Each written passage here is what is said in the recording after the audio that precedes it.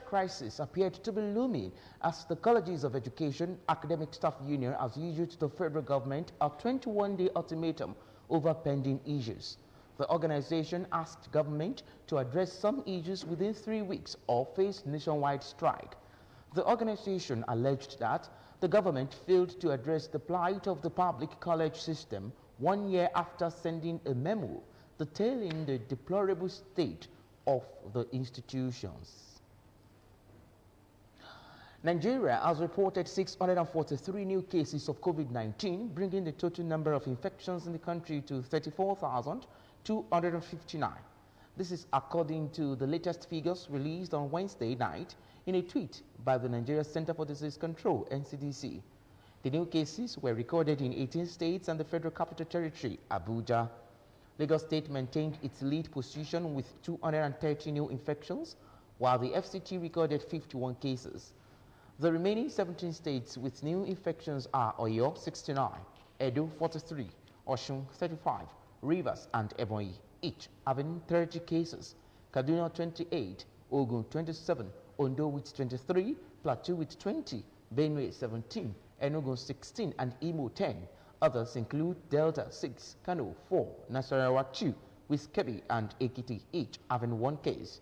NCDC noted that a total of 13,999 patients have recovered and have been discharged, while the country's death toll stands at 760.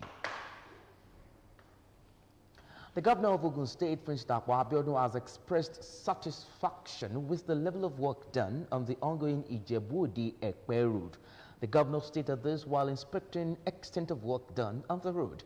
Governor's office correspondent Tunde Olaniro tells us more. Where we are standing right now, there's a bus culvert under construction. This is 1.5 by 1.52 cells. This is one of the several, about 17 of this. This is the smallest. But down the road, I have a feeling we are still going to discover more.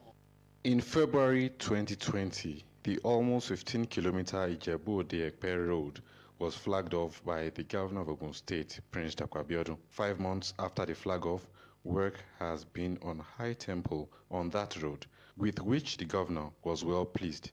Here was sometime around the last week in May, and then the binder course was being applied to this road. That's the asphalt binder course was being applied. Since then, the pandemic has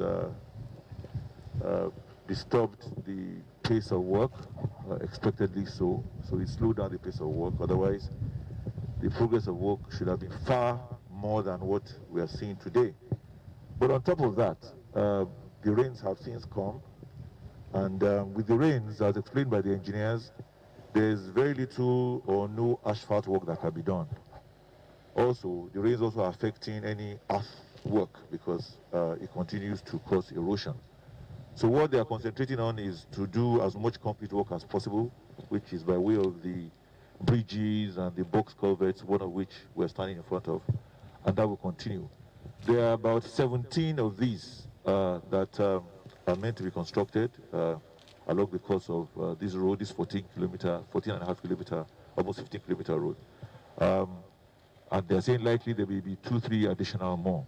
Like Engineer Kisa had mentioned, this road is meant to be a 5-lane road, but in some places it will extend to 10-15 lanes around the toll areas. He said the road will not only reduce the time spent by motorists, it will also trigger economic prosperity in that corridor.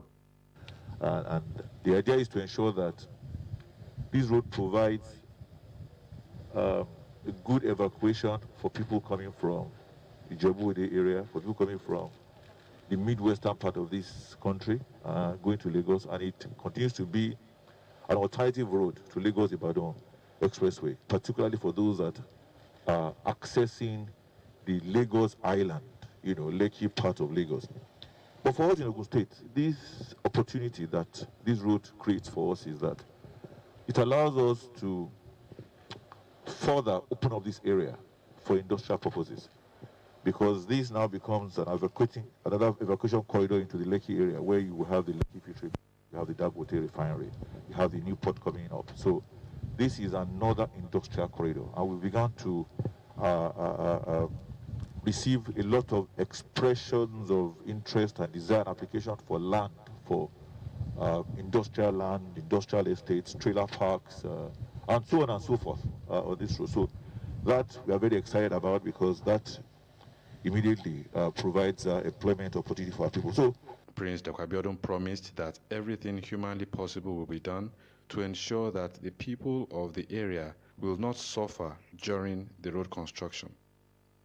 Commuters in the area could not hide their pleasure as they unreservedly expressed their support for the current administration in Ogun State.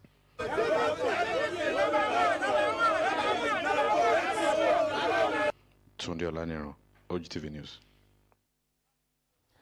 A 10-man transportation master plan steering committee for Ogun State has been inaugurated by the governor of Ogun State, Prince Dapo Abiodun, with a charge to come up with an effective roadmap that will support the socio-economic development of the state. Governor's office correspondent Tunde Olaniro reports that the governor urged motorcycle riders in the state to quit the expressway across the state. His report. Effective transportation of goods and services is a key factor in the ease of doing business of any nation or subnational.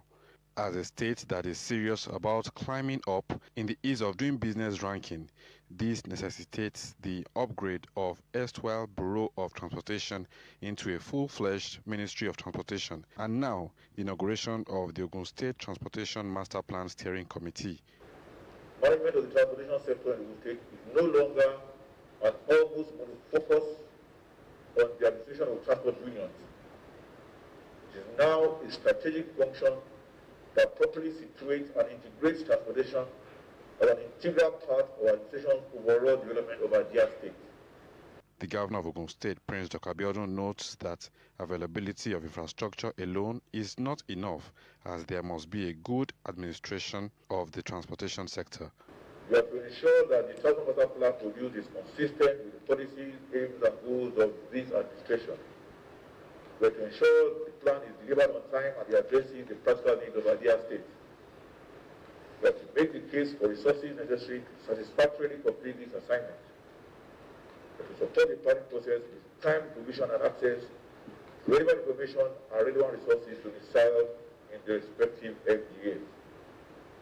But to ensure that the interests of FDAs as it relates to the transport sector are taken into consideration during the planning process. We have to also provide the Executive Council with progress briefings from time to time. The Transportation Master Plan, according to the governor, will provide a key document to justify and support transport proposals to the national government and multilateral funding agencies. When operators were introduced, we were meant to serve the transport people from the internal roads to maybe the major roads. They were not meant to ply major roads. Worse still, they were not meant to ply highways. Today you see operators on Lagos Ibadan Expressway. I think that has to stop like yesterday. The chairman of the committee and commissioner for transportation in the state, Engineer Gbenga Dairo, promises to get the job done as soon as possible. Not surprising that transportation is critical and important to the socio-economic development of any community, state, region, or even country. And it is because of that importance that His Excellency has inaugurated this committee to begin to look at the ways in which we can begin to address the one or two challenges that we face in our state. The committee has 12 weeks for the assignment. Tunde Olaniro, Ogtvnews News. The overbearing attitude of drivers of truck and articulated vehicles resulting in untimely death of many Nigerians has been a major concern of the Ogun State lawmakers, which necessitated a meeting between the traffic and law enforcement agencies to find lasting solution to the personal problem.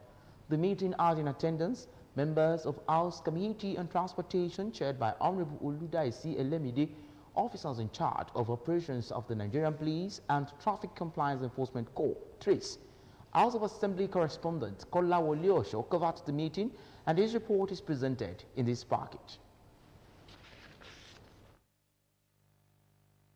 On Thursday night of July 2020, member representing Odeda State Constituency and Chairman House Committee on Transportation, Ogun State House of Assembly, Honorable Oludaisi Elemide, brought to the notice of the House the recklessness of drivers of heavy-duty vehicles plying Yano Mortuary OGTV Ajebo Road and other parts of the state, which necessitated the meeting. During the meeting, Honorable Elemide was of the opinion that speed limit device and the enforcement of traffic laws, most especially on the articulated vehicle drivers, are imperative. In our trace law, the state law, we discovered that there are some omissions or we need amendments. Because oftentimes when accidents happen, the drivers will bolt away, and it's like we don't have real grip on the law to punish errant drivers, thereby leaving the owner of the truck at the mercy of whatever. Their recklessness is with impunity. Like we want to say all these articulated vehicles must be fixed with speed limits. Officer in charge of operations, Nigeria Police, Ogun State Command, ACP Muideen Obi, submitted that law has to take its course, saying that the drivers need enlightenment, noting that the issue needs multifaceted approach. Most of the drivers you see today could hardly decipher anything. They understand nothing. Life means nothing to them. And with that, we need constant advocacy, education. Go to the road and you see artificial headlamp on the vehicles, which poses danger to other road users. In a submission, Trace Commandant Sheni Ogunyemi says government should consider Road Safety Trust Fund to assist it in the area of road maintenance. We have identified 12 major corridors in Ogun State and the prone accident areas, and everything stated in the table of calendar given to everybody. Enforcement at times so difficult because of institutional failures. There are so many things. He has said so. Funding is very germane. And traffic management is dynamic in nature and would be capital intensive to maintain. Let us have a road safety trust fund to assist the government. Similarly, the 7th session of Committee on Public Accounts and Anti-Corruption, chaired by Honorable Musefiu Lamidi, played host to the management of the Olabisi Onabanjo University Teaching Hospital, Shagamu, to defend Auditor's General Report on 2018 and 2019 financial reports. Observing some shortcomings in the financial reports, the management of the hospital was given 3 weeks to present some documents which would guide the committee in its work. And now to agriculture, where the 2020 wet season rice production and input distribution for 1,165 rice value chain beneficiaries has been flagged off in Ijebu-Ode. Performing the flag of ceremony for farmers under the Rice Farmers Association of Nigeria, Central Bank of Nigeria, and Ogun State Anchor Borrowers Program on behalf of the Governor, Commissioner for Agriculture, Dr. Adeola Odedino, assured of continuous support of all farmers to achieve the state's agenda on food security. Matthew Shomi tells us more. Events like this, which has become the hallmark of the deliberate focus of the current administration in Ogun State on agricultural opportunities aimed at supporting farmers and value chain actors, are part of the resolve to achieve industrialization and create jobs for the youth, as rice farmers are being provided with all they need in order to achieve bountiful yields at the beginning of the planting season. Ogun State Governor Prince Dapo Abiodun, represented by the Commissioner for Agriculture, Dr. Adeola Odedino, said rice has now taken the center stage like cassava, and revealed that similar exercises are ongoing for maize and cotton value chains, while arrangements are being facilitated on aquaculture, cocoa, and cattle in the Anchor Borrowers Program.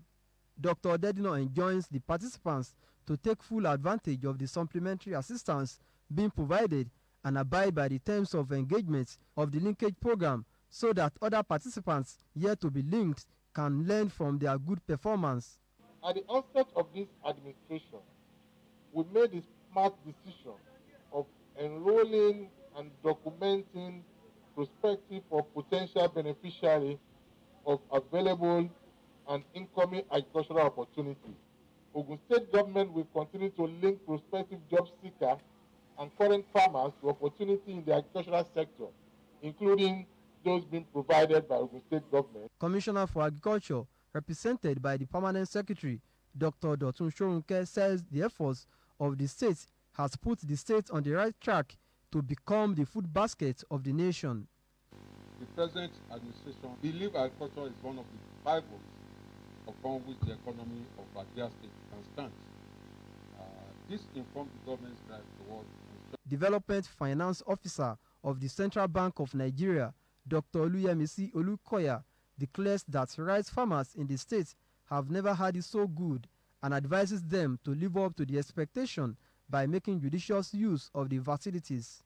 Rice farmers in Ogun State have never had it this good.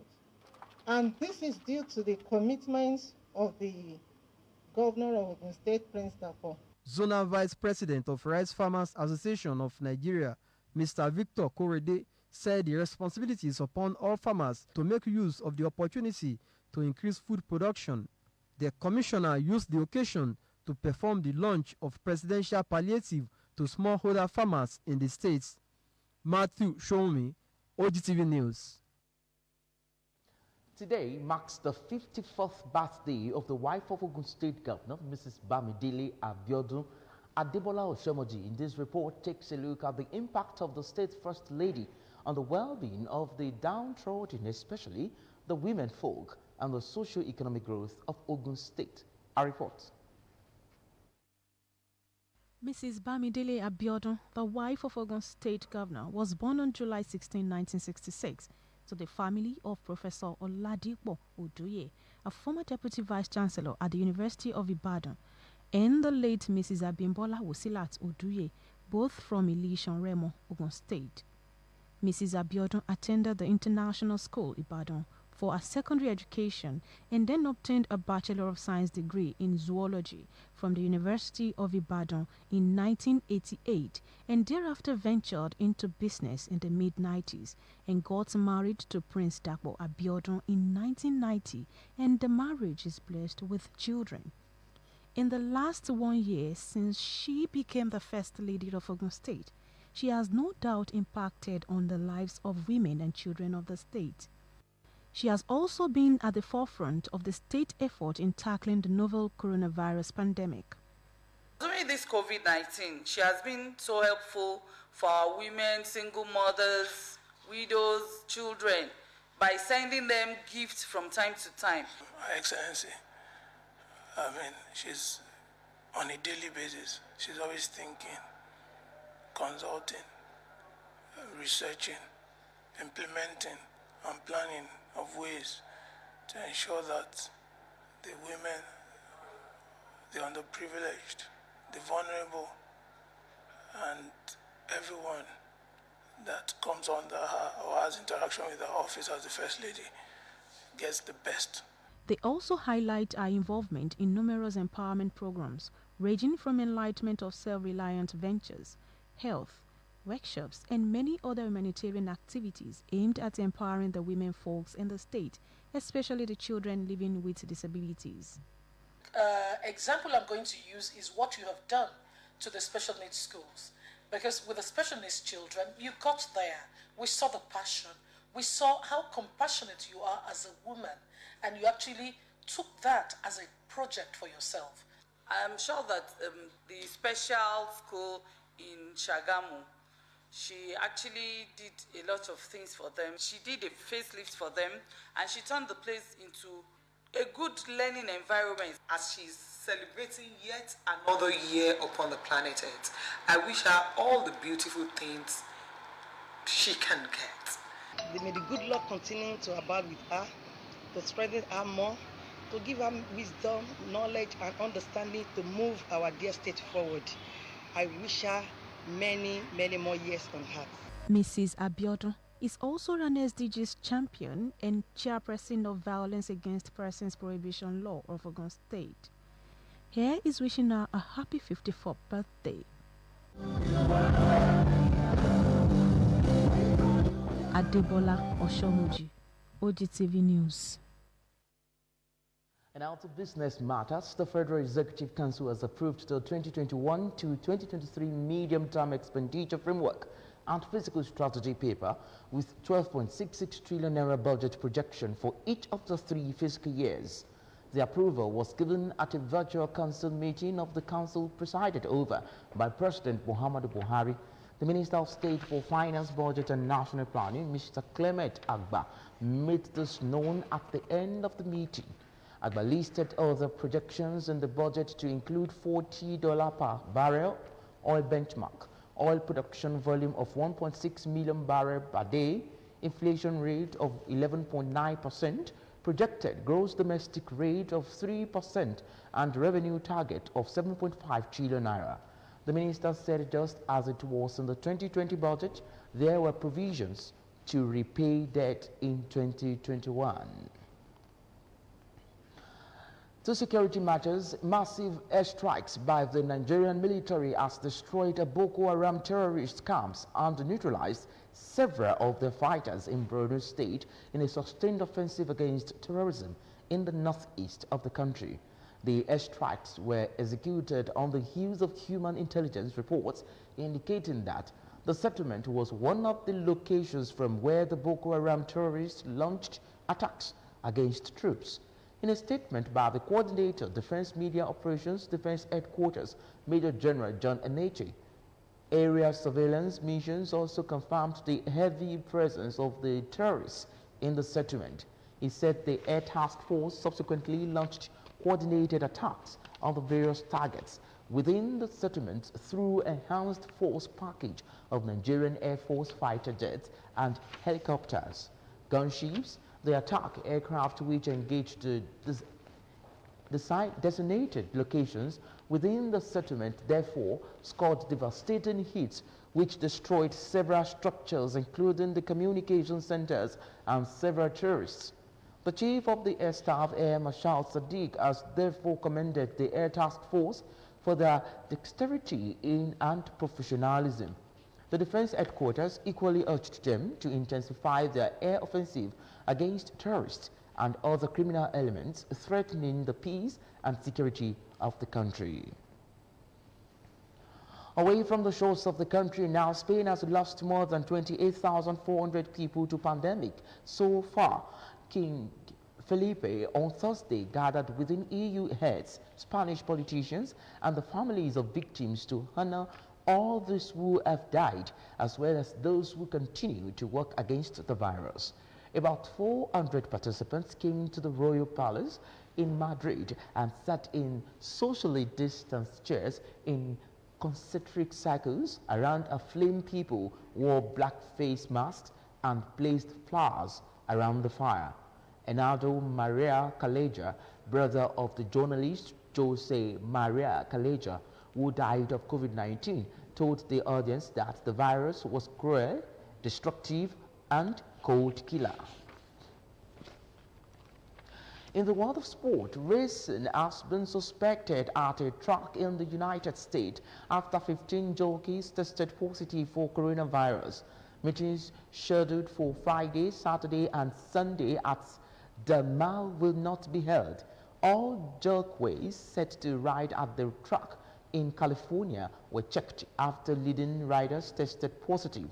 Officials say the affected jockeys were asymptomatic, are isolating at home, and they hope to resume action at the course on July 24. And as we go on the news, don't let your learning lead to knowledge. Let your learning lead to action. Don't forget you can follow us on our social media platforms for update. We are on Apple, Roku, Windows, BlackBerry, Facebook, and Android devices.